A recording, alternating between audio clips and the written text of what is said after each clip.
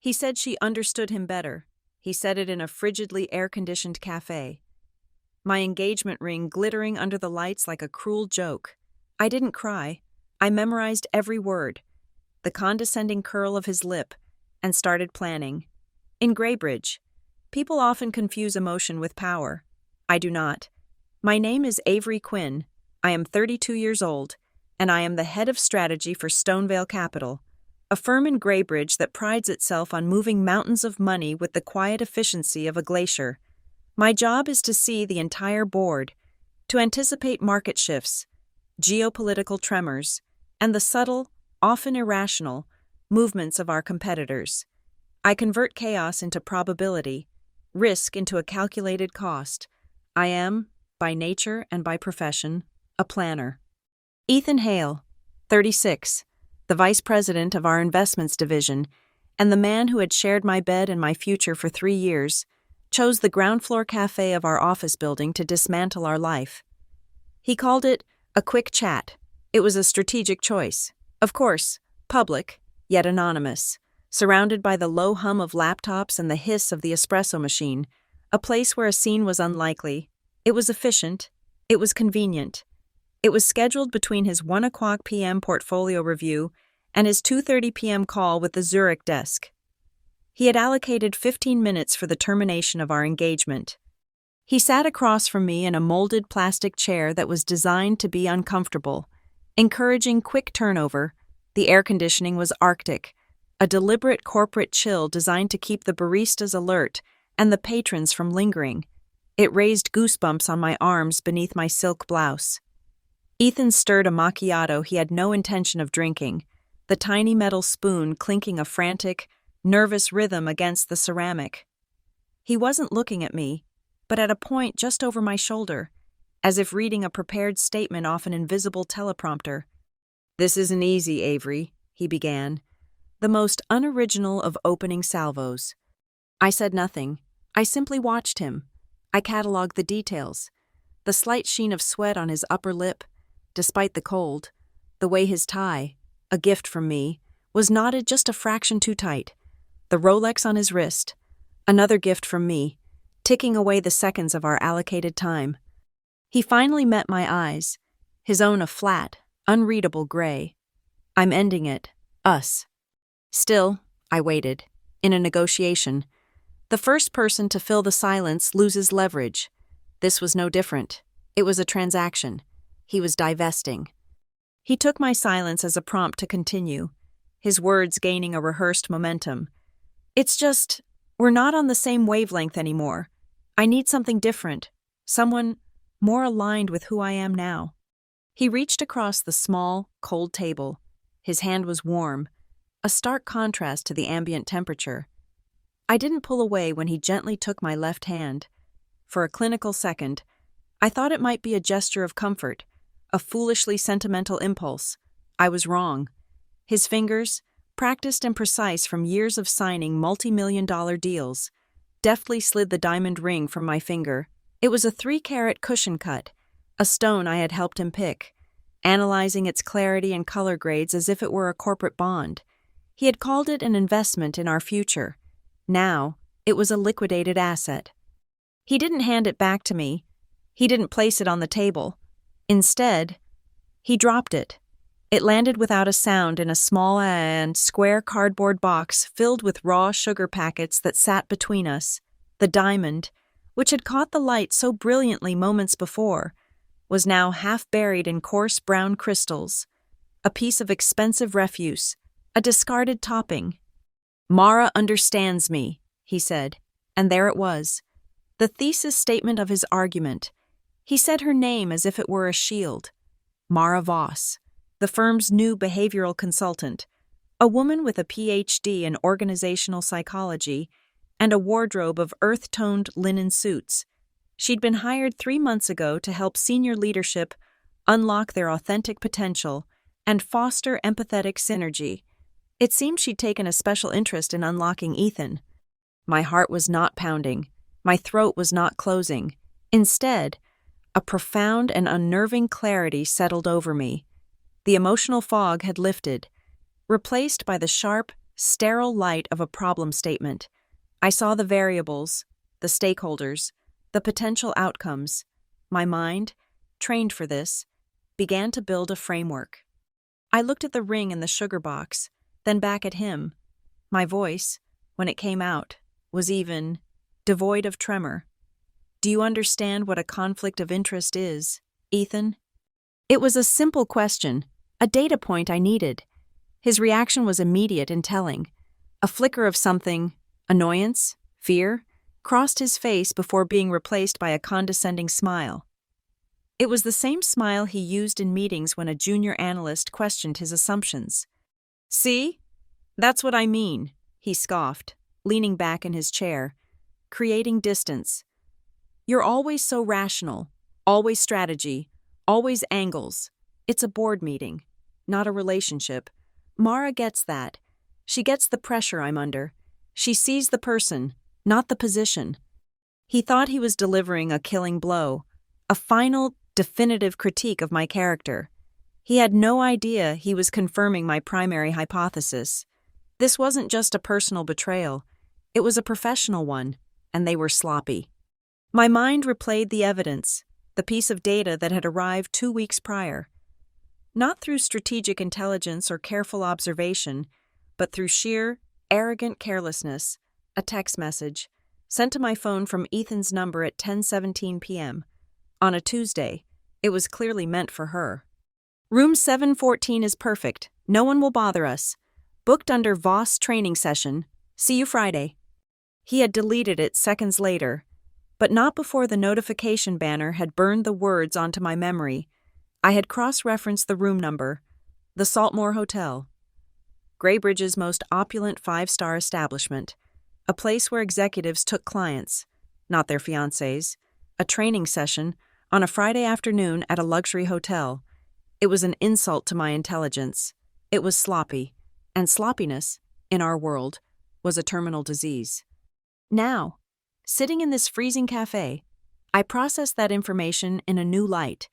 Mara Voss was a consultant to the firm. Ethan Hale was a senior executive. Their relationship was not just an affair, it was a liability, a gross violation of corporate governance. His defensiveness, his immediate pivot to labeling me as too rational, was a classic diversion tactic. He wasn't just breaking up with me. He was trying to preemptively discredit a potential witness. I looked at him, truly looked at him, and for the first time, I felt nothing. No love, no pain, no nostalgia. I saw a man who had confused sympathy for understanding, a man who had mistaken a vendor's service for a genuine connection. He was a bad investment, poised for a steep correction. I stood up. The movement was fluid, without hesitation. I didn't offer a rebuttal to his assessment of my character. I didn't cry or plead or ask why. There was no more information to be gained from this meeting. "I have a deck to finish," I said. I turned and walked away, my heels clicking with quiet purpose on the polished concrete floor. I didn't look back. I could feel his bewildered gaze on my back, his 15-minute allocation likely not yet expired. He had expected tears, arguments, a scene. He had prepared for an emotional confrontation. He had completely misread the other party, a fatal error in any negotiation. I walked to the elevator bank, my keycard already in my hand. The light on the sensor flashed green, and the polished steel doors slid open with a soft chime. I stepped inside, alone, the doors closed, sealing me in a silent, mirrored box, a world of brushed metal and neutral light. The reflection that stared back at me was a stranger. Her face was placid, her eyes clear and focused. There were no tear tracks, no reddened skin. Her shoulders were back, her posture perfect.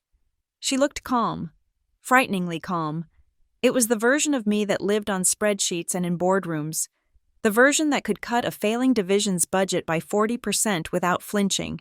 It was the version of me Ethan had always claimed to admire, but had never truly known. He had never understood that for me, emotion was not a weakness, but a resource to be managed, controlled, and when necessary, weaponized. He thought he was leaving me for someone who understood him. He had no idea what he was unleashing. As the elevator ascended, I wasn't feeling the dull, aching void of heartbreak. I was feeling the electric thrill of a new project. A new strategy was taking shape, its objective clear and its parameters defined. The game had changed, and I was ready to play. The office on the 27th floor was a terrarium of ambition. Glass walls separated the offices, a design choice meant to promote a culture of transparency and collaboration. In practice, it served as a constant, silent surveillance system. From my desk, I had a clear view of the central bullpen, the trading floor, and the corner office belonging to our managing director. The air was recycled, kept at a constant 68 degrees Fahrenheit, and smelled faintly of industrial carpet cleaner and ozone from the server rooms. It was a perfectly controlled environment, designed to eliminate variables. Stonevale Capital called itself a family. It was a word used frequently in all-hands meetings and printed in glossy font on our recruitment brochures. Welcome to the Stonevale family. But the analogy was flawed. A family, in its purest form, offers unconditional belonging. At Stonevale, belonging was entirely conditional. The metaphorical family dinner table was round, but there were only enough chairs for those who exceeded their quarterly targets. Miss your numbers, and you found yourself eating alone. It wasn't a family. It was a wolf pack with a better dental plan. Ethan had always been the pack's loudest wolf. He was a master of the corporate lexicon, fluent in terms like synergistic value add and disruptive innovation. He spoke passionately about our firm's core values: integrity, client first, relentless excellence. He was incredibly convincing. He should have been. I wrote most of his speeches. For 3 years, I had been the silent architect behind his ascent. I built the frameworks for his arguments, stress-tested his financial models, and designed the PowerPoint decks that made complex derivative strategies look like simple, elegant inevitabilities. He was the charismatic frontman. I was the entire backstage crew, ensuring the lights came up on cue and the microphone never failed. I didn't mind the arrangement. I mistook our partnership for a shared ambition.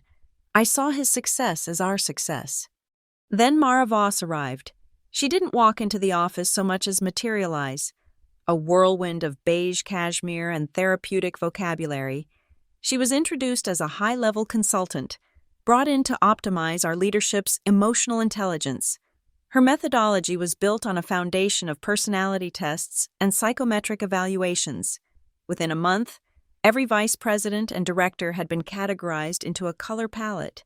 Ethan, she declared, was a viridian green with crimson undertones, a natural leader whose drive was tempered by a deep well of untapped creativity. I was a cool slate, analytical and composed, but prone to emotional logic siloing. She presented these findings in slick, branded binders, as if our very souls were a product she was launching. She introduced empathy scores, a metric derived from 360-degree reviews and self-assessment quizzes. Managers were encouraged to share their scores in team meetings to foster vulnerability and trust. It was a brilliant piece of corporate theater. It gave the data-obsessed alpha personalities of Stonevale a new number to compete over, turning the messy, unpredictable business of human feeling into another KPI to be tracked on a dashboard. I found it all faintly ridiculous, but harmless, an expensive diversion for the C-suite. My assessment changed the day I was working on a cross-departmental project and needed to access a shared folder for vendor contracts. My access was denied. An automated IT ticket was generated. 20 minutes later, I received an email notification. Your permissions for folder SV Vendor Master have been updated. Out of curiosity, I checked the access log.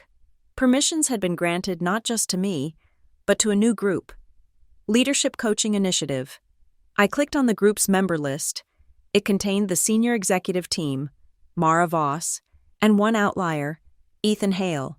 As a VP of Investments, he had absolutely no operational need to view the unredacted master contracts for every third-party vendor the firm employed. From the company that serviced our coffee machines to the software firms that provided our security infrastructure. It was a breach of protocol, a quiet rewriting of the rules. Mara had been at Stonevale for 6 weeks, and she was already redrawing the map.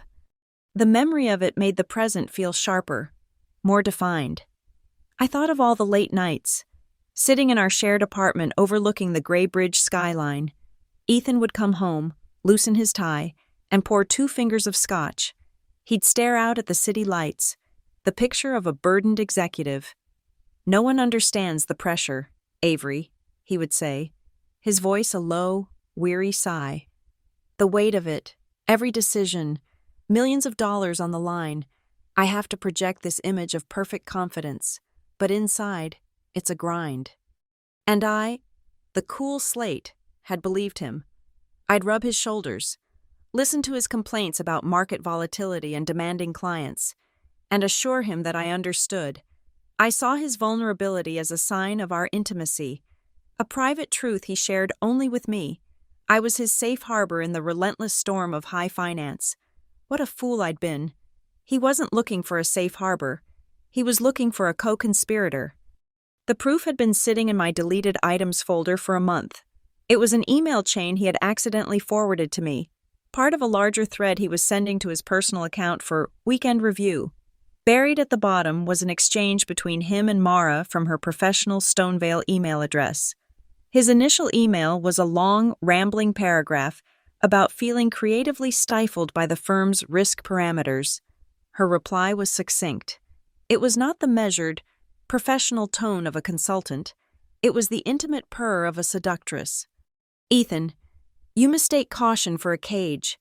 Your vision is what will redefine this place. You don't need to hide that part of yourself here. I'm not here to manage you. I'm here to let you shine. I'm here to let you shine." The line was so perfectly manipulative, so exquisitely tailored to his ego, that I almost had to admire its craftsmanship. She wasn't offering to understand his pressure. She was offering to unleash his power. He didn't want a partner. He wanted an acolyte. This affair, this entire betrayal, was being conducted on company time and company servers, under the guise of professional development. It was a flagrant, arrogant security risk. In a healthier organization, it would have been flagged immediately. But Stonevale was not a healthy organization. The firm's immune system was compromised. Last quarter, as part of a company-wide efficiency initiative, the compliance department had been gutted. 3 senior officers were offered early retirement packages, and their duties were absorbed by an already overstretched legal team. The official reason was to streamline operations and reduce redundancy. The practical result was that the watchdogs had been put to sleep. The doors to the henhouse had been left wide open.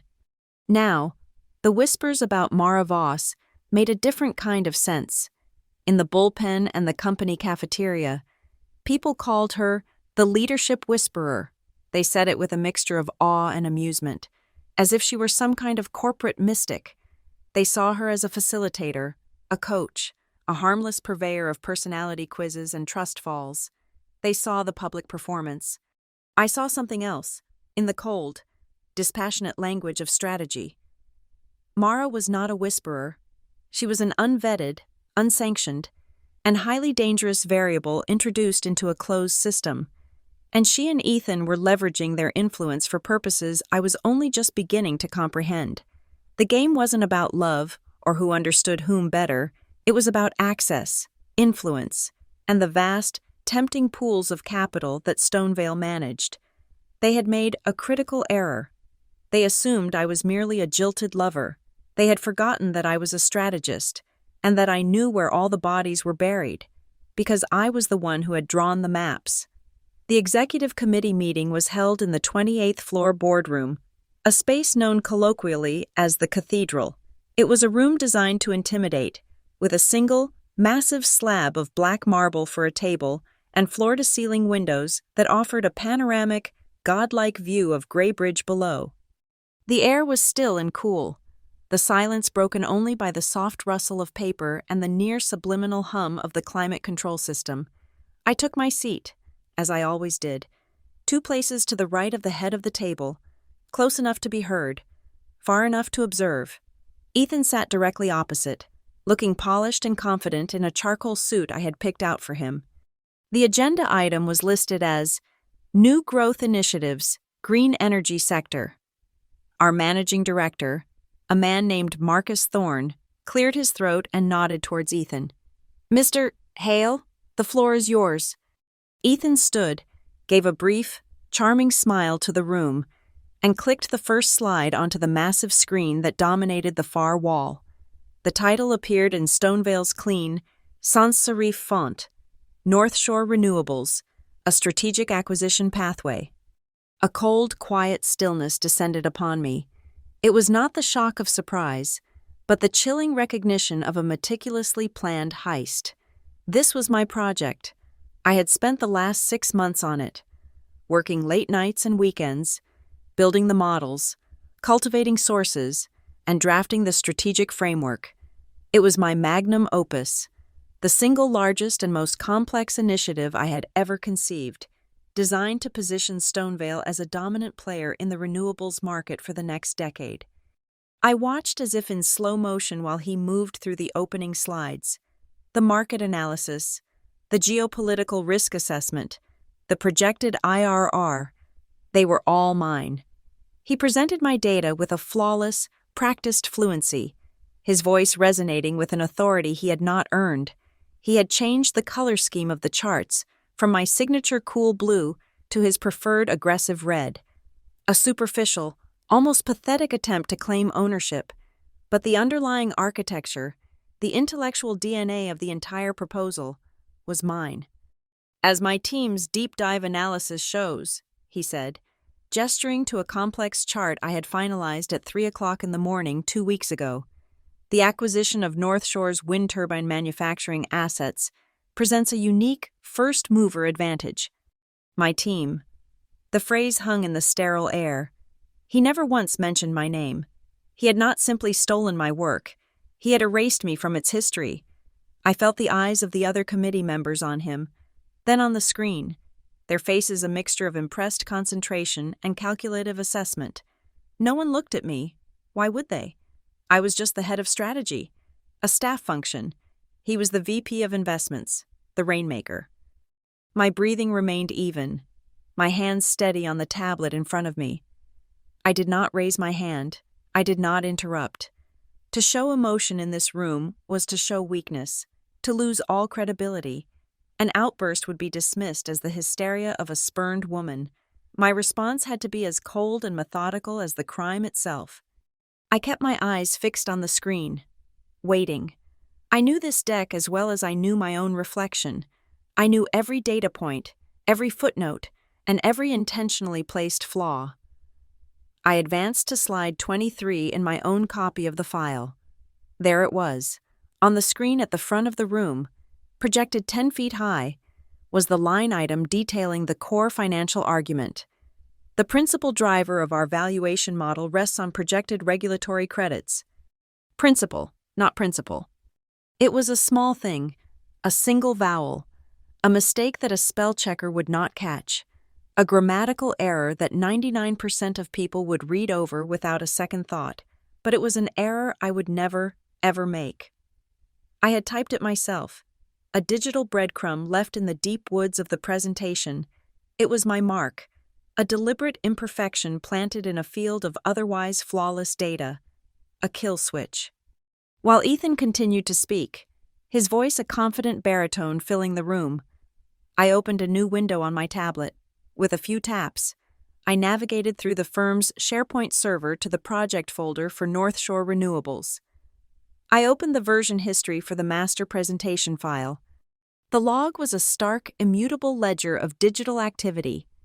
Version 18.0, modified 10/12/2025, 2:17 a.m. Modified by Quinn.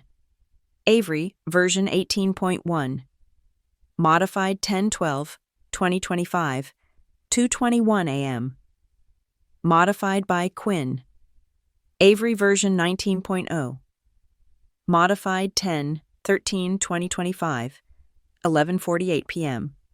Modified by Hale, Ethan, version 19.1. Modified 14 to 2020, 12:15 a.m. Modified by Hale, Ethan version 20.0. Modified 10/14 to 2020, 7:30 a.m. Modified by Hale, Ethan. He had downloaded my final version late Sunday night and spent the next 36 hours rebranding it as his own. He had been clumsy, saving over the master file instead of creating a separate copy, leaving a trail of digital footprints as clear as mud on a white carpet. I took a screenshot of the log, saved it to a secure cloud drive, and closed the window. It took less than 30 seconds. My gaze drifted to the back of the room, where a few non-committee members were permitted to observe.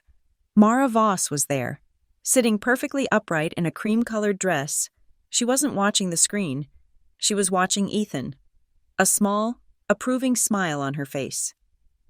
As he flawlessly navigated a difficult question about depreciation schedules, using an answer I had prepped for him last week, she gave a slow, deliberate nod. It was the look of a professor grading her star pupil, a puppet master admiring her marionette.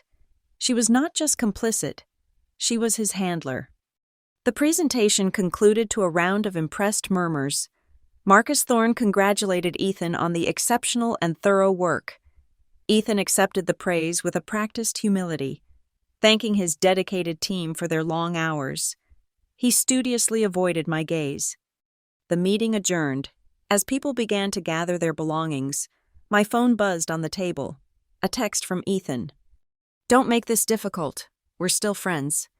It was an attempt at control, a pathetic effort to manage my reaction, to frame any opposition as me being difficult. He was offering me a chance to accept my own erasure with grace.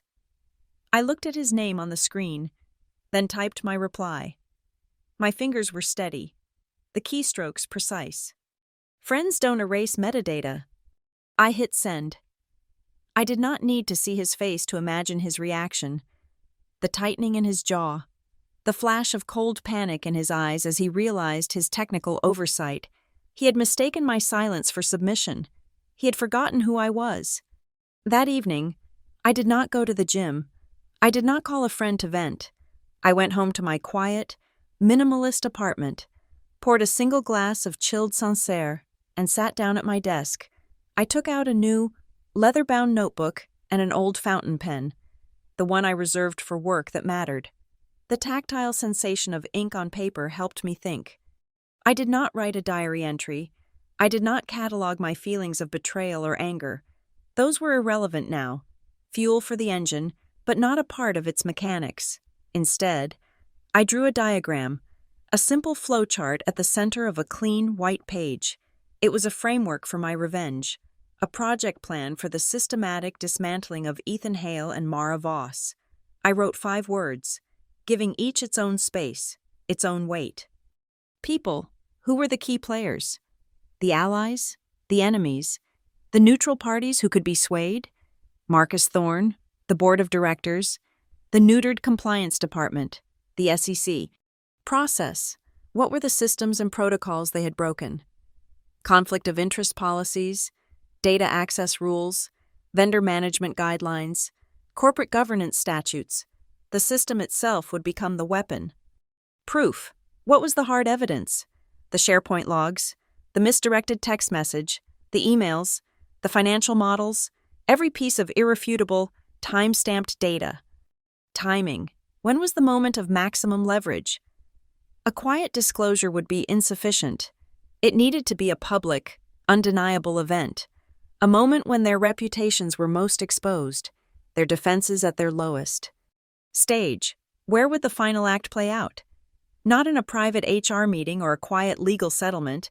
It needed a stage, a place of high ceremony and public scrutiny, where the story could not be buried or spun. The annual shareholder meeting. I looked at the 5 words on the page. People, process, proof, timing, stage. It was no longer a personal heartbreak. It was a strategic problem with a set of defined variables. And I, Avery Quinn, was going to solve it.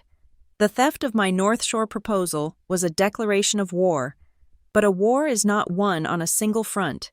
While Ethan was basking in the stolen glow of my work, I turned my attention to the second variable in my equation, Mara Voss.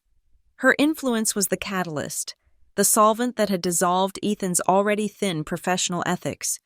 I needed to understand the mechanics of that influence, and in the world of Stonevale Capital, influence always followed the money. My access as head of strategy was broad. I could not see individual salaries or bonuses, but I had full transparency into departmental budgets and vendor expenditures. It was a necessary part of my job, to understand the firm's cash flow in order to model its future. I began my search in the most mundane of places, the accounts payable portal. I filtered for all payments made to Voss, Mara, or any associated consulting entity. Her first quarter invoices were exactly what I expected, a flat monthly retainer for executive coaching, billed at a rate that was exorbitant but not unheard of for her credentials.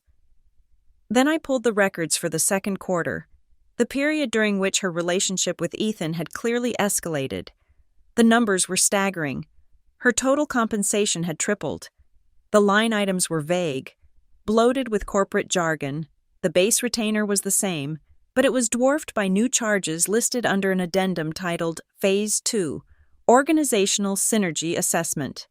The supporting documentation was a 70-page report filled with the kind of psychobabble she specialized in, word clouds, personality matrices, and anonymized quotes about fostering a culture of psychological safety. It was beautifully designed, professionally bound, and utterly meaningless. It was a masterpiece of camouflage, a 7-figure invoice hidden inside a Hallmark card. This was sloppy. Tripling a vendor's pay in a single quarter without a clear, quantifiable ROI should have triggered a dozen red flags. It was a testament to the post-layoff weakness of our compliance and finance departments that it had sailed through. The payment had been approved, I noted with a cold knot tightening in my stomach, by Marcus Thorne himself, but the initial request had been fast-tracked and championed by Ethan Hale. He had staked his own credibility on pushing it through. The organizational synergy assessment was the distraction. I suspected the real grift was buried deeper. I expanded my search parameters, looking for any new vendor contracts initiated in the last 4 months within the professional development or software infrastructure categories. I cross-referenced the approval dates with Mara's tenure. A name appeared that I didn't recognize, Voss Metrics LLC. The vendor had been onboarded 6 weeks ago. The contract was for the implementation of a proprietary new software platform, a next-generation tool for quantitatively measuring empathetic resonance and emotional sentiment within senior leadership teams. It sounded exactly like something Mara would invent. It was also, according to the contract, a mandatory tool for all VPs and above. The initial licensing fee was a modest $250,000, but Phase 2, a full company-wide rollout, was quoted at a staggering $2 million. Voss Metrics. The surname was a klaxon horn in the silent room of my investigation. It was arrogant. It was brazen. It was a gambler's tell.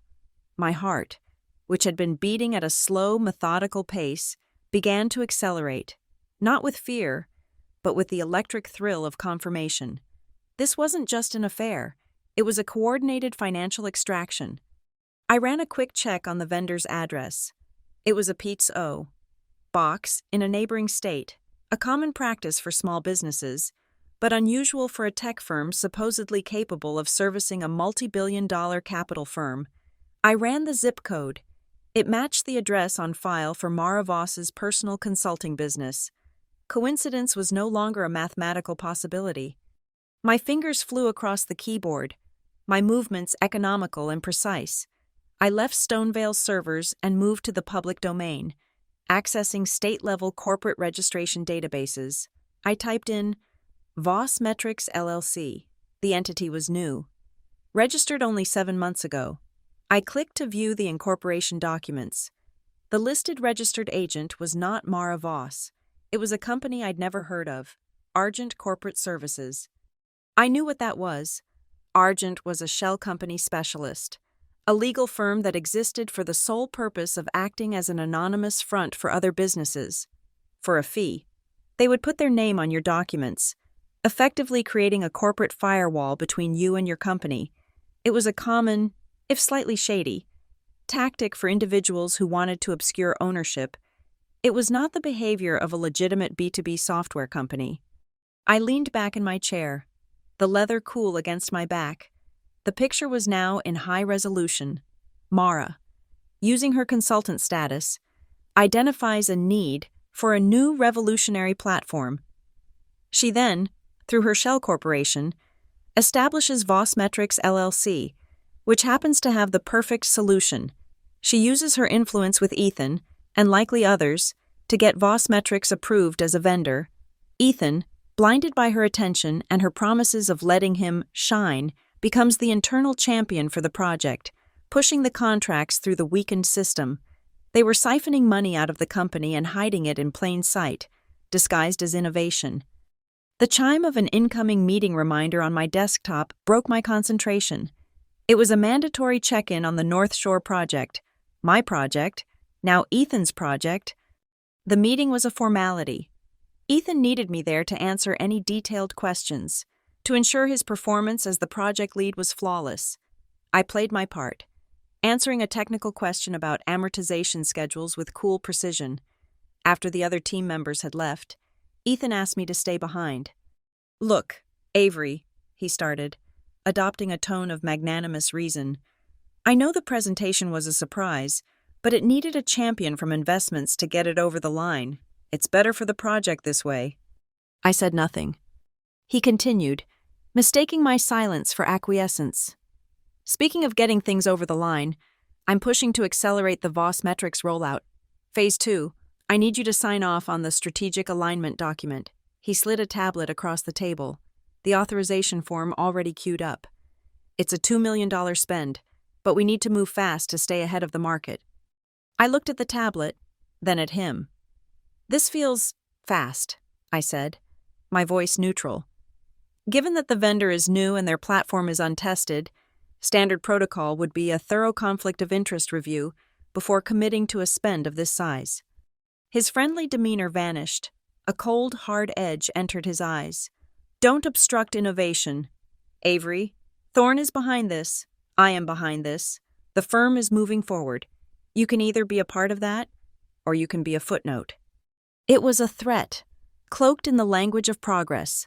He was leveraging my stolen project against me, tying my cooperation on Vossmetrics to my future at the firm. I picked up the tablet, my thumb hovering over the signature box. I held his gaze for a long moment, then slowly, deliberately, placed the tablet back on the table, untouched. "I'll review the documentation and get back to you," I said, standing up. I walked back to my office, closed the glass door, and sat at my desk for a full minute, my mind a whirlwind of calculated rage. He had not only underestimated my intelligence, he had underestimated my resolve. I picked up my phone. I scrolled through my contacts, past the executives and analysts, until I found a name I hadn't called in months. Jules Rayner. She had been the head of compliance for 15 years before taking the early retirement package. She was sharp, cynical, and knew the firm's structural weaknesses better than anyone. She answered on the second ring. "Avery Quinn," she said, her voice dry as ever. "To what do I owe the pleasure? Don't tell me you're calling for a reference." "I'm calling for advice, Jules." I didn't give her specifics. I didn't mention names. I spoke in hypotheticals, the coded language of our world. I described a scenario involving an influential consultant, a senior executive, a shell company, and a significant, improperly vetted vendor contract. I laid out the data points without emotion or accusation. She was silent for a long time on the other end of the line. I could hear the faint sound of ice clinking in a glass. "Avery," she finally said, her voice low and serious. "The system you're describing, if your data is as clean as you say it is, this isn't an HR problem. This is a felony." "I know," I said. "The board won't want to hear it. They'll bury it. They'll hire an outside law firm to conduct an internal review that will find nothing, and they'll quietly manage you out of the company for being disruptive. The SEC hotline is your only real option if you want to burn it all down." She paused again. "But they get 1,000 tips a day. To get their attention, you can't just give them a folder of documents. You have to give them a narrative they can't ignore. You have to give them a performance so undeniable that the board has no choice but to act, right out in the open." An undeniable performance. The words resonated with the plan already forming in my mind. Jules had just confirmed my final variable, the stage. I wasn't just going to report them. I was going to produce a masterpiece of corporate theater, with them as the unwilling stars, and the entire world as my audience. "Thank you, Jules," I said. "That's exactly what I needed to hear." The announcement for the mandatory 2-day leadership offsite arrived via a firm-wide email from Mara Voss. The subject line was, "Realigning Our Authentic North." The venue was the Saltmore Resort and Spa, a sprawling sanctuary of manicured lawns and zen gardens an hour outside of Greybridge. It was, of course, the same hotel from Ethan's misdirected text. The choice was a display of such poetic, almost arrogant, symmetry that I knew this was the stage Jules had told me to build. A healing retreat. It was perfect. The agenda was a parody of corporate wellness, morning yoga, trust fall exercises, and breakout sessions with titles like Leading with Empathy and Vulnerability as a Strength. The capstone event, scheduled for the second afternoon, was to be a presentation by Mara and Ethan, unveiling the transformative potential of the Voss Metrics platform. This was my opening. I replied to the organizing committee within minutes. Happy to assist with the logistical and technical coordination for the event.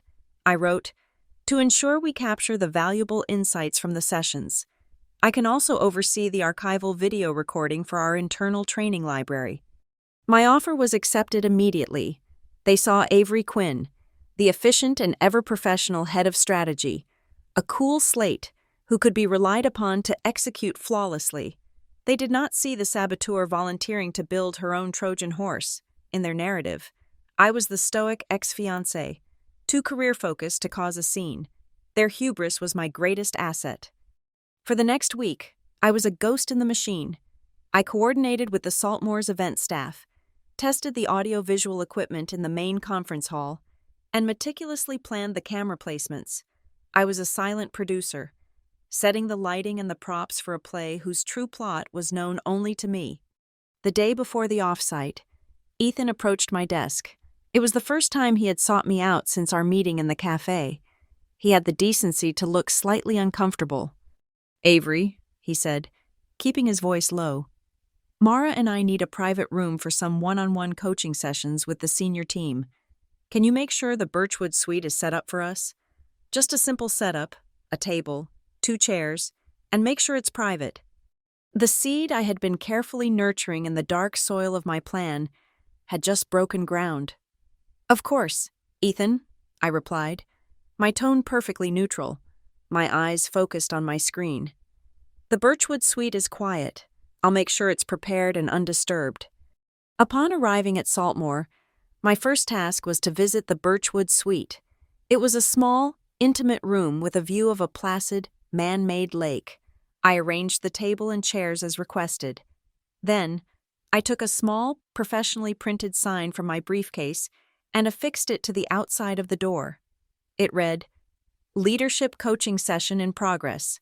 Audio and video are being recorded for educational archives. Thank you." It was a simple, procedural statement, the kind of corporate notice no one ever reads, but it was a critical piece of my framework. It nullified any expectation of privacy.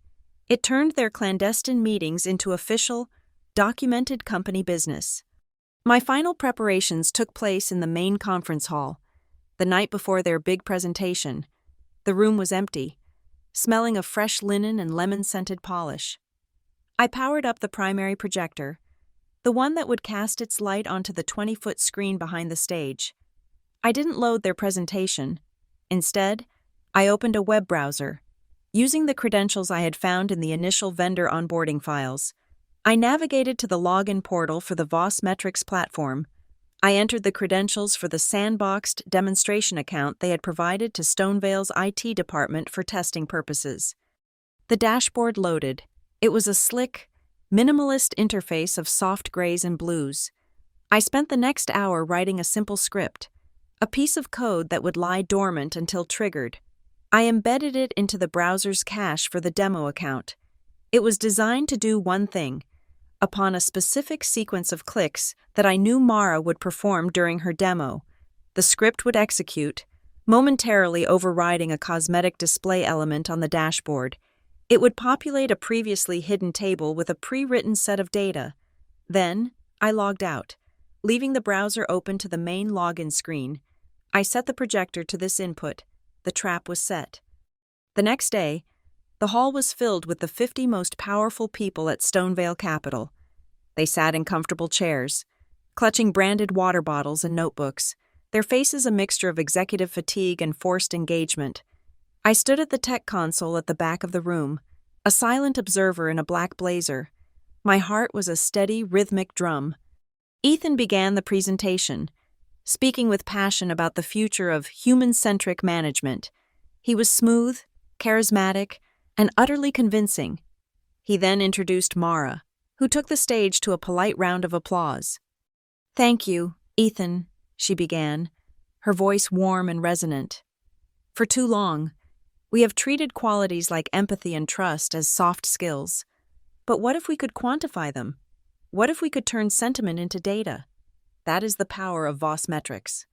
She gestured to the screen behind her, where the Voss metrics login portal was displayed in giant resolution. "I'd like to give you a brief, immersive experience of the platform's power."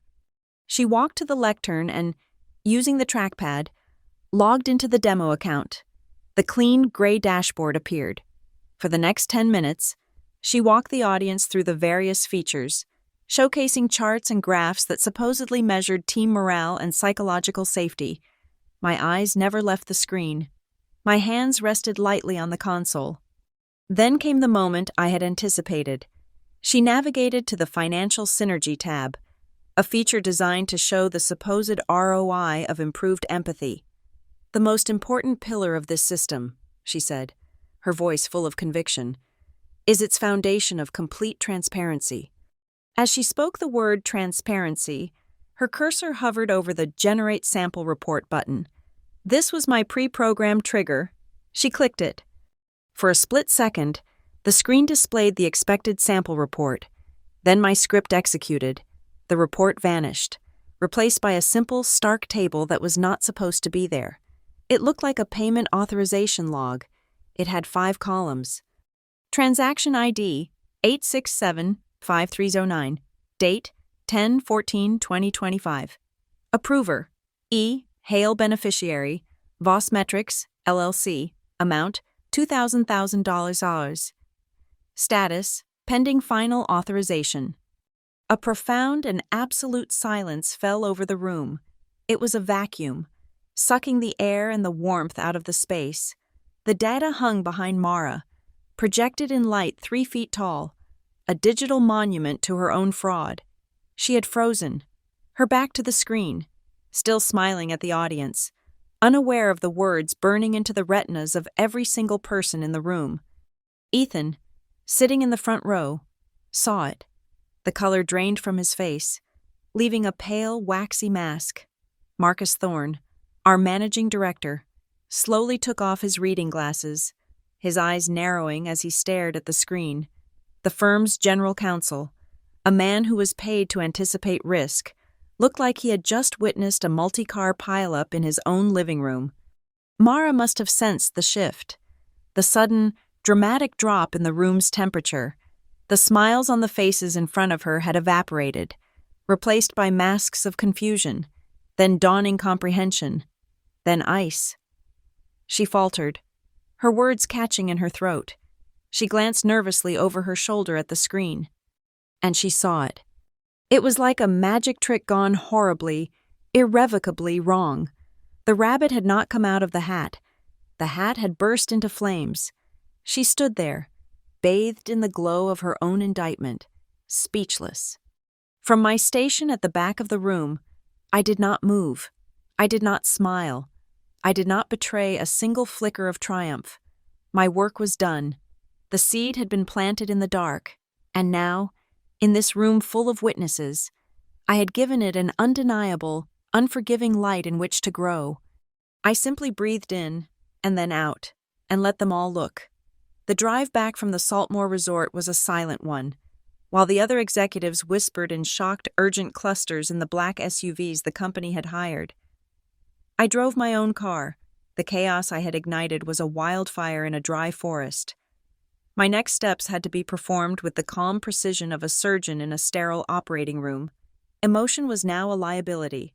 The work that remained was purely procedural. That evening, I did not celebrate. I did not pour a glass of wine. I logged into the Stonevale network from my home office. My actions from this point forward had to be meticulous, defensible, and executed entirely within the bounds of company policy. Item 1. Evidence archival. My first task was to consolidate the data. I created a new, encrypted container on my local drive. Into it, I downloaded the complete version history log from the North Shore Renewables SharePoint folder, which clearly showed Ethan's unauthorized modifications. I downloaded the full invoice history for Mara Voss and the complete vendor file for Voss Metrics LLC, including the incorporation documents for its parent shell company. I saved a copy of the misdirected text message from Ethan regarding the Saltmore, documenting its time and date. I added the email chain where he'd pushed for the accelerated approval of the Voss Metrics Phase 2 payment, and my written response recommending a conflict of interest review. Each file was an exhibit, a clean, unassailable piece of data.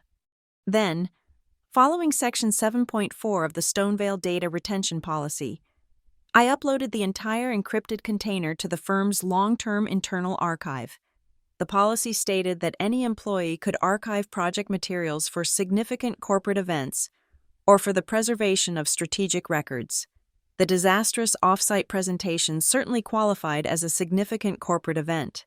This action was time-stamped and logged on the firm's servers. The evidence was now a permanent, auditable part of the corporate record. It could not be deleted without triggering a high-level IT security alert. Item 2. Formal notification. My next step was to activate the company's internal immune system, however weakened it might be. I drafted a new email. The recipient was the official generic address for the Risk Management Committee, a body chaired by our General Counsel. The subject line was neutral. Notification regarding vendor onboarding and project governance. The body of the email was brief and devoid of accusation. I wrote, "Pursuant to corporate governance guidelines, I am formally flagging potential irregularities discovered during the due diligence process for the Voss Metrics LLC vendor contract and the project management of the North Shore Renewables Initiative. Supporting documentation has been archived for review under internal record-keeping policies. Archive ID, AQ 2025-14. To ensure the integrity of a potential review, I formally request that a litigation hold be placed on all electronic communications and documents pertaining to these matters and associated personnel, as per the firm's e-discovery protocol." I did not name Ethan. I did not name Mara. I simply pointed to the files.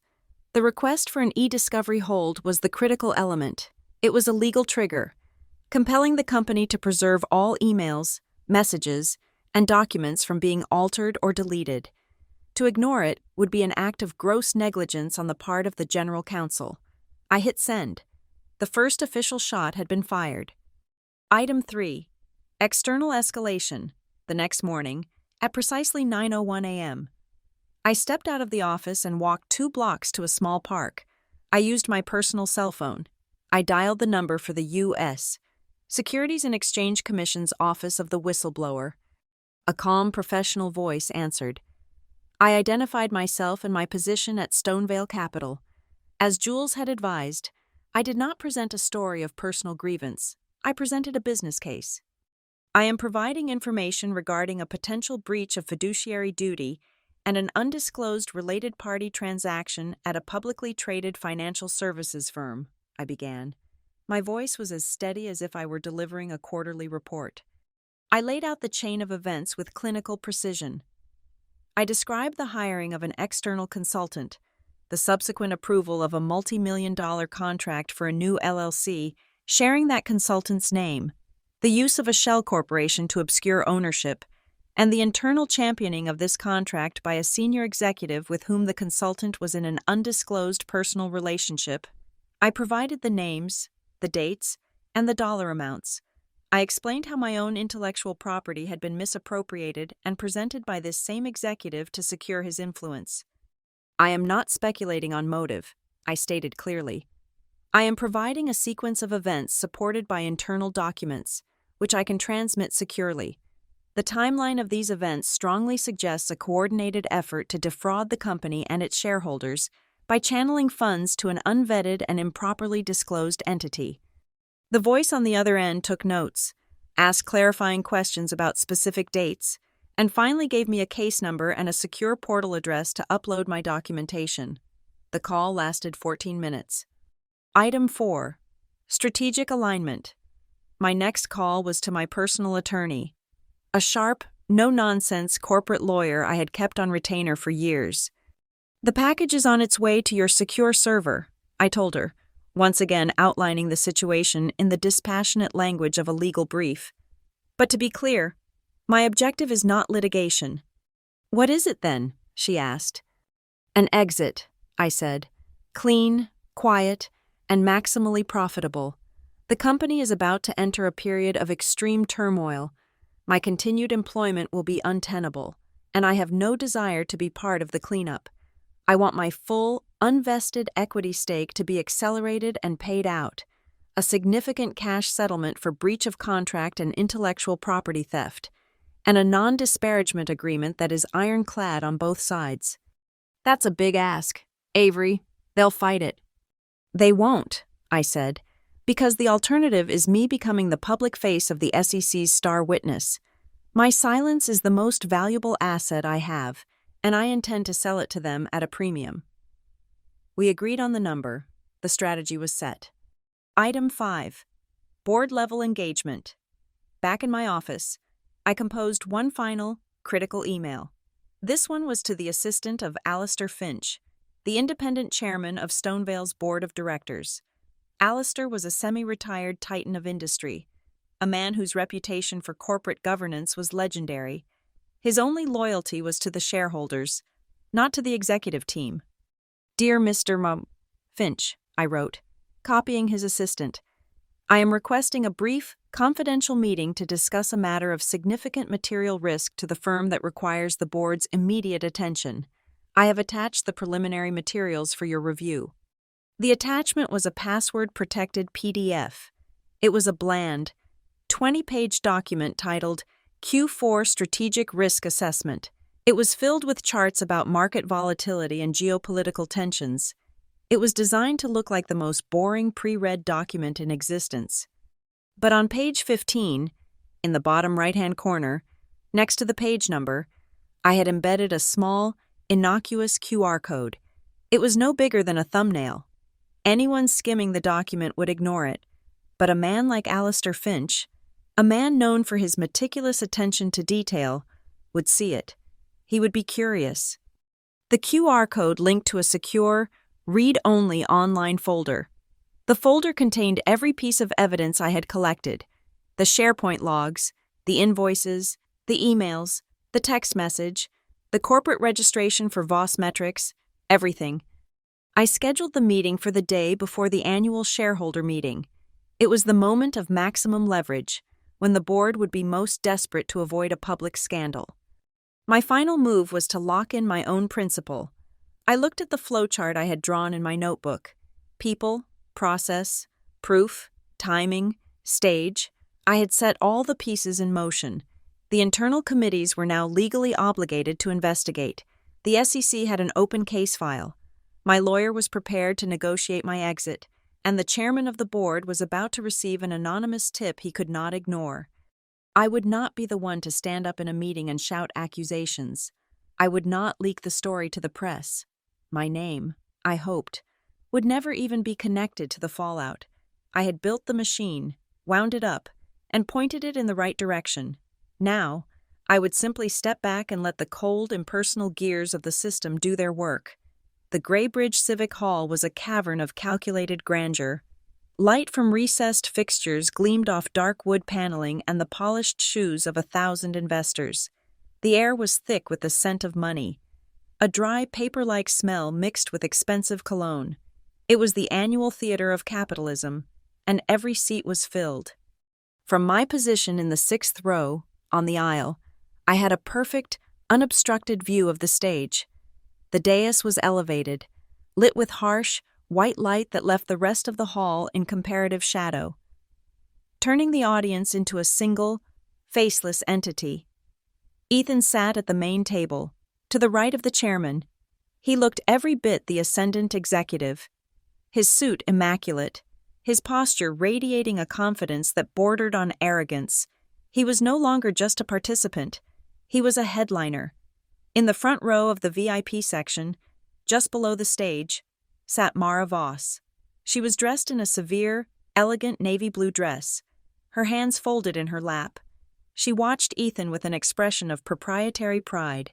They were the new power couple, untouchable in their shared success. They had no idea they were sitting in the crosshairs of a rifle I had sighted weeks ago. The meeting droned on through the usual procedural matters, the approval of minutes, the ratification of auditors. My pulse was a slow, steady metronome. I felt no nerves, only a quiet, focused anticipation. This was not a moment of passion. It was the final, irreversible step in a complex calculation. Alistair Finch, the chairman, a man whose face was a roadmap of 1,000 boardroom battles, leaned into his microphone. "We will now turn to the subject of our forward-looking strategy," he said, his voice a gravelly baritone that commanded attention. "Specifically, our most critical asset, our people, Mr. Hale, as the champion of several key initiatives in this space. Perhaps you could speak to the board's recent investments in our human capital infrastructure." This was the cue. Ethan rose, approached the lectern, and the large screen behind the dais flickered to life. The first slide was one of my own designs from months ago. A stylized graphic about fostering a culture of excellence. He spoke with his customary fluency, his words weaving a compelling narrative of a company that cared, a company that invested in its employees' well-being and emotional growth. He was selling a vision of Stonevale that he, with Mara's help, was actively undermining. The irony was a blade so sharp it was almost beautiful. He spoke for 10 minutes. When he finished, he asked for questions. A polite silence settled over the hall. Then, from the middle section, a man in a simple gray suit raised his hand. He was not a board member, not an executive. He was an anonymous shareholder, a face I had never seen before. Finch nodded to him. The man stood and spoke into a floor microphone, his voice clear and amplified throughout the cavernous room. "Thank you, Mr. Chairman," he said. "Mr. Hale, in your discussion of innovative new platforms, you've mentioned the firm's commitment to vetting new partners. Could you please explain the business relationship between Stonevale Capital and a vendor named Voss Metrics, LLC? The name dropped into the silent hall like a stone into a deep well. Ethan's smile didn't falter, but a subtle tension tightened the skin around his eyes. He opened his mouth to give a practiced, dismissive answer about due diligence and strategic partnerships. He never got the chance. The presentation screen behind him blinked. His PowerPoint slide vanished. It was replaced by a single, stark document, projected in crystal-clear high definition. An invoice from Voss Metrics LLC to Stonevale Capital. The line item read, Phase 2 Software Implementation and Licensing Fee. The amount was clearly visible, $2,000. A low murmur rippled through the audience. Before anyone could fully process it, the image on the screen changed again. It was now a shot of the internal approval workflow for the payment. A series of green checkmarks led down the page to the final authorization box, and inside the box, the signature, digitized but unmistakable, E. Hale. No one spoke. For a full 30 seconds, the only sound was the low hum of the hall's ventilation system. The silence was an accusation. It was heavier and more damning than any shout. Ethan stood frozen at the lectern, staring at his own signature, magnified to the size of a small car. He finally found his voice, but it was thin, brittle. "As I said," he stammered, turning back to the audience, "innovation requires agility. We needed to move quickly to secure this platform and stay ahead of the market." He was trying to frame it as a bold executive decision, but as he spoke, the screen changed a third time. Now it displayed an email chain. The to and from fields clearly showed Ethan Hale and the firm's chief financial officer. The subject line read, "Urgent, Voss Metrics." Phase 2 approval. Ethan's words were projected for all to see. "We need to push this through. I will take full responsibility for bypassing the final conflict of interest review. This is critical." And at the bottom of the email, the electronic timestamp, a digital stake through the heart of his lie. Sunday, September 21st, 11:43 p.m., the weekend of the Saltmore Leadership Retreat. The game was over. Alistair Finch did not look at Ethan. He did not ask for an explanation. In a slow, deliberate movement that seemed to take an eternity, he turned his head and looked directly at the firm's general counsel, who was seated at the end of the dais. He said nothing. He didn't have to. The gesture was a silent abdication of responsibility, a transfer of command. The matter was no longer in the hands of the executives. It was in the hands of the lawyers. I glanced at Mara in the front row. Her professional, serene mask had shattered. A faint, rictus-like smile was plastered on her face, a desperate attempt at nonchalance that was betrayed by her hands, which were clenched around her leather handbag so tightly that her knuckles were white. She was an outsider here, in this room. Her psychological tricks were useless. She had no standing, no allies, and no escape route. My gaze drifted away from the stage.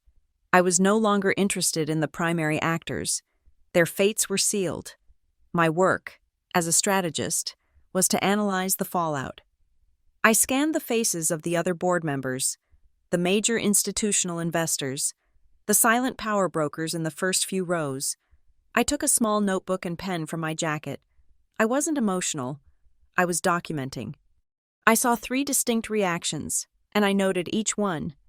First, bewilderment, the dawning, horrified confusion on the faces of those who had believed in Ethan, who had trusted the system. Second, fury, the cold, reptilian anger in the eyes of the investors who were not watching a man's career implode, but were instead calculating the cost of the impending SEC investigation and the catastrophic damage to the stock price. And third, the one that mattered most, calculation.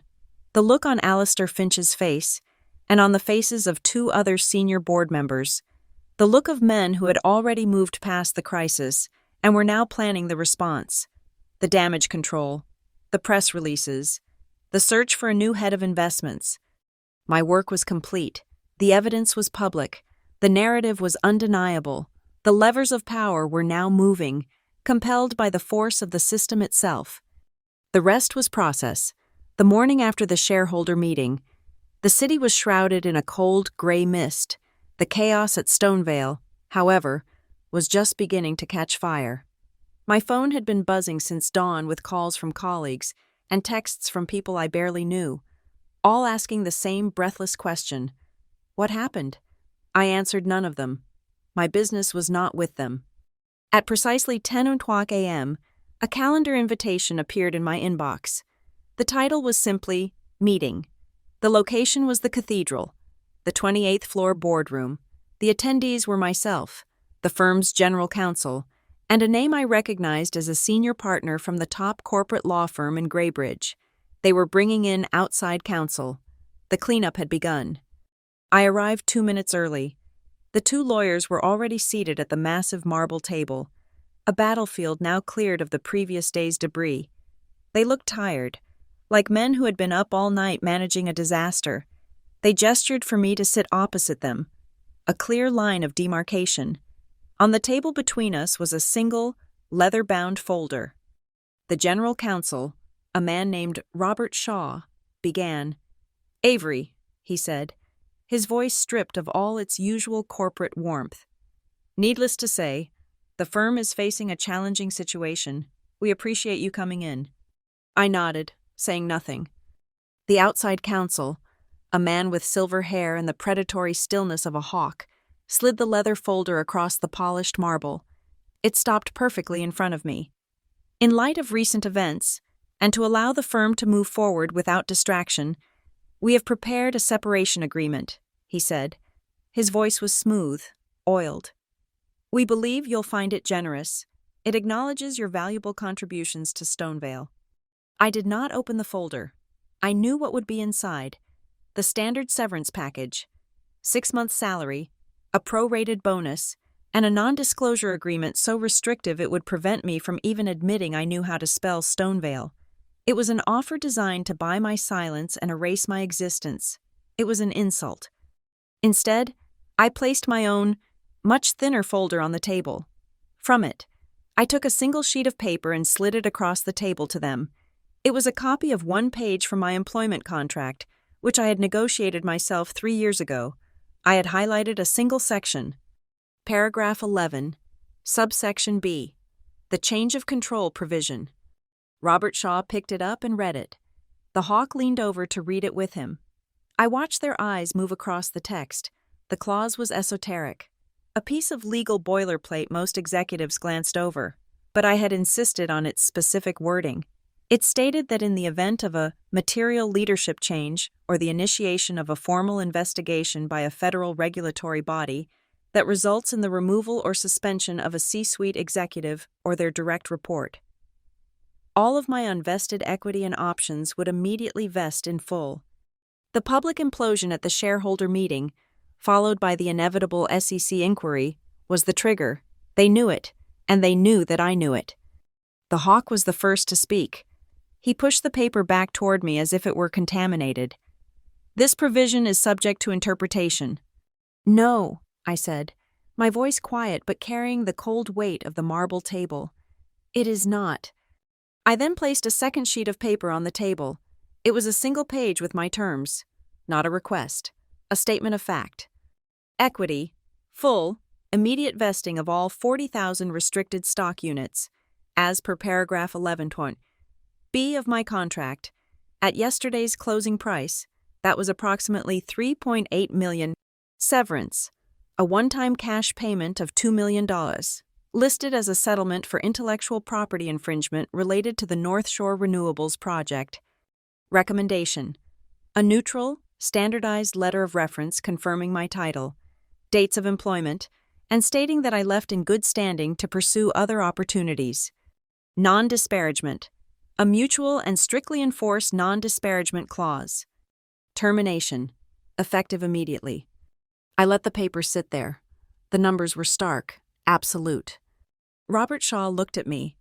A flicker of something, disbelief, grudging respect, in his tired eyes. "Avery, this is," he started, then stopped. He knew he had no leverage. They were in a crisis of their own making.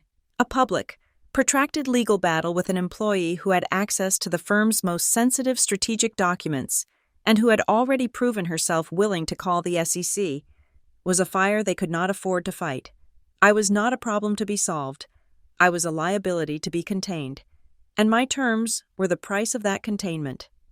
The hawk leaned back, his eyes narrowing. He was recalculating. He saw me not as a person, but as a risk factor, a variable in a very expensive equation. "The IP settlement is baseless," he said, a last, probing attack. "Is it?" I replied, my voice level. "I have the complete SharePoint log showing my creation of the North Shore deck and Mr. Hale's subsequent modifications. I imagine a jury would find that quite basic." The two men looked at each other. It was a silent, clipped conversation that lasted no more than 5 seconds. A shared glance, a subtle nod from Shaw. The hawk turned back to me. The negotiation was over. "We will have the revised agreement drawn up," he said. "You already have it," I replied, sliding a third and final document from my folder. It was the full separation agreement, drafted by my own lawyer, with signature lines waiting at the bottom. All the terms are here. I've taken the liberty. For the first time, a genuine, humorless smile touched the hawk's lips. He took the document. He and Shaw spent the next 3 minutes reading it in silence, their pens making small, occasional check marks. The only sound was the rustle of paper and the distant wail of a siren from the street 28 floors below. Finally, Shaw looked up. "This is acceptable." He pushed the signature page toward me, along with a heavy black fountain pen with a gold nib, a Mont Blanc. It was the same model I had given Ethan for our 2nd anniversary. I looked at the pen, its glossy black barrel cool and impersonal. It was just an object, a tool for completing a transaction. I unscrewed the cap, the threads making a soft, satisfying sound. The nib touched the paper. My signature was clean, precise, a single, fluid motion. I signed away my job, my career at Stonevale, my past. Shaw signed next. He slid the document to the hawk, who countersigned as a witness for the firm. It was done. The entire meeting had taken less than 10 minutes. I stood up. There were no handshakes, no hollow wishes of good luck. This was not a departure. It was an extraction. "Your personal effects will be couriered to your home this afternoon," Shaw said. "Thank you," I replied. I turned and walked out of the cathedral, my heels making no sound on the thick, expensive carpet. As I stepped into the empty elevator, my phone buzzed. It was a text from Jules Rayner. "Clean. Freedom is the real asset." I smiled a genuine, private smile. The elevator doors slid shut. I didn't go down to my old office on the 27th floor. I didn't go down to the lobby. I pressed the button for the 30th floor, the top floor, where there was a small, private terrace reserved for the board members. I knew the access code. I pushed open the heavy glass door. The wind hit me immediately, cold and sharp, smelling of the city, of metal and concrete, and the distant river. The mist had started to burn off, and a pale, watery sun was breaking through the clouds. I walked to the edge and looked down at the toy-like cars moving on the streets below. I was no longer a part of that machine, that intricate, grinding system of ambition and deceit. I had been a cog, and now I was free.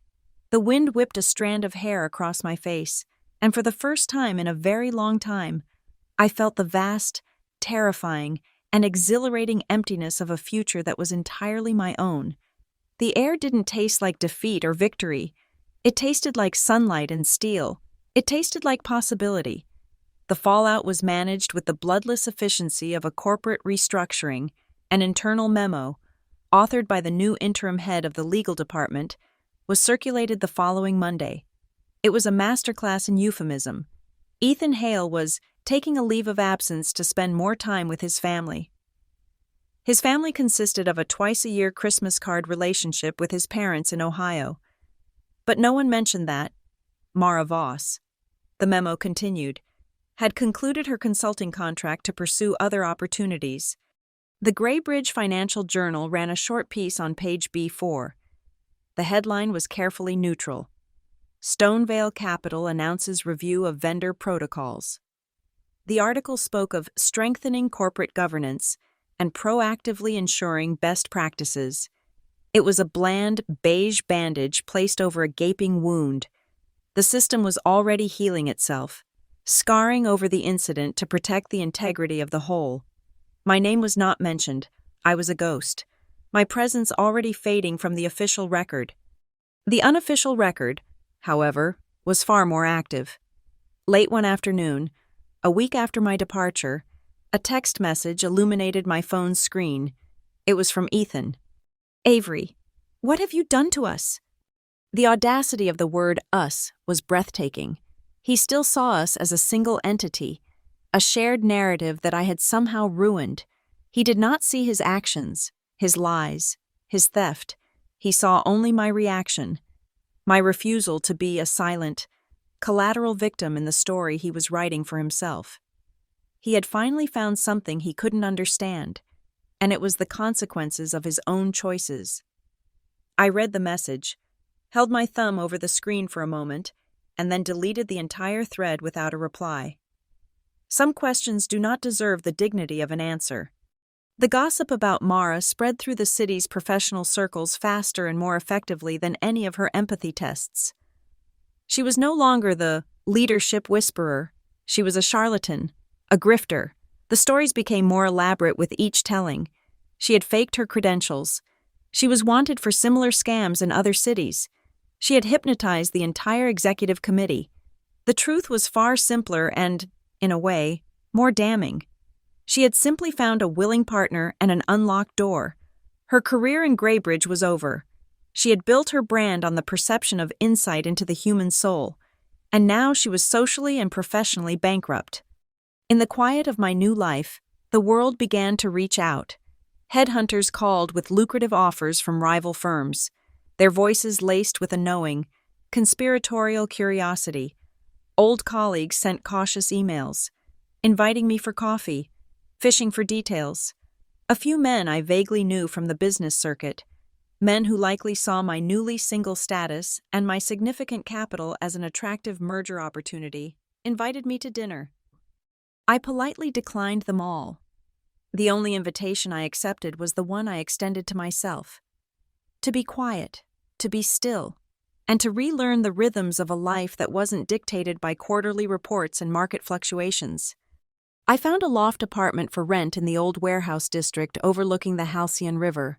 The space was vast and open, with high ceilings, exposed brick walls, and massive windows that flooded the rooms with a cool northern light. It was the antithesis of the sleek, soulless glass box I had shared with Ethan. This place had history, texture, imperfections. The first thing I did was buy a single piece of art, a huge canvas that was almost entirely white, with a few spare calligraphic strokes of gray and black. It looked like a deep, cleansing breath. I hung it on the main wall, and the entire space seemed to exhale. One afternoon, I walked into a high-end luggage store, a place I used to browse but never buy. In the past, I'd always been practical, frugal where it didn't count. On a display stand, illuminated by a single spotlight, was a weekender bag made of rich, dark brown leather. It smelled of craftsmanship and distant travel. I had picked it up half a dozen times over the years, felt its weight, admired its brass fittings, and always put it back on the shelf. I'll wait for the sale. I would tell myself, it's an indulgence. This time, I didn't hesitate. I walked to the counter, took out my new personal credit card, and bought it. The purchase was not extravagant. I could have bought the entire store, but the act itself was significant. It was a tangible severing of the old mindset, the one that perpetually deferred joy and self-worth in favor of a future goal. The future was here. The sale was over. That evening, sitting on the floor of my sparsely furnished loft, the new leather bag beside me, I opened my laptop. I booked a flight and a hotel for the following week. 3 days in Ocean Point, a small, quiet town on the coast known for its empty beaches and dramatic, rocky shoreline. I booked a suite with a balcony overlooking the water. I made no dinner reservations. I planned no excursions. I set no agenda. My calendar, once a color-coded tapestry of back-to-back meetings and deadlines, was a blank, white, beautiful void. The phone that had once been a conduit for stress, for late-night work calls, and an endless stream of data, was now just a tool, a way to book a flight to the ocean. I was untethered, unburdened, and unaccountable to anyone but myself. The aftershocks of the earthquake I had triggered were still rattling the foundations of Stonevale Capital, but they were a distant tremor now. I was in a new place, a quiet place, and the only sound was the gentle hum of my own, unfolding freedom. I am standing in the elevator, alone. The doors slide shut, and for a moment, the world is reduced to a box of polished steel and neutral light. The reflective surfaces are not perfect mirrors. They are warped, slightly distorted, and in them, I see not one, but 3 versions of myself. There is the woman I was, the one who first stepped into this building full of ambition and a naive belief in meritocracy. She is there in the faint outline of a tailored suit that feels a size too small now. her face earnest, her posture a little too eager to please. She believed in shared futures, in partnership, in the corporate ladder as a structure that could be climbed with integrity and hard work. I look at her with a kind of detached pity. She had so much to learn. Then there is the woman I am now, standing in the center of the car. Her reflection is the clearest. She is dressed in dark, comfortable traveling clothes. Her face is calm, her eyes clear. There are new lines of knowledge around them, lines that were not there a year ago. She is not smiling, but she is not frowning. Her expression is one of equilibrium, of a complex equation that has finally been solved and balanced. She holds no briefcase, only the handle of a new leather bag that rests on the floor beside her. She is unburdened. And then, in the seam where the two doors meet, is a third figure, indistinct and shimmering. It is the woman I am about to become as I step out into the world. Her form is just a silhouette, a shape defined by the promise of the light beyond the doors. She is a blank page, a question mark. She is the unknown, and for the first time in my life, I am not afraid of the unknown.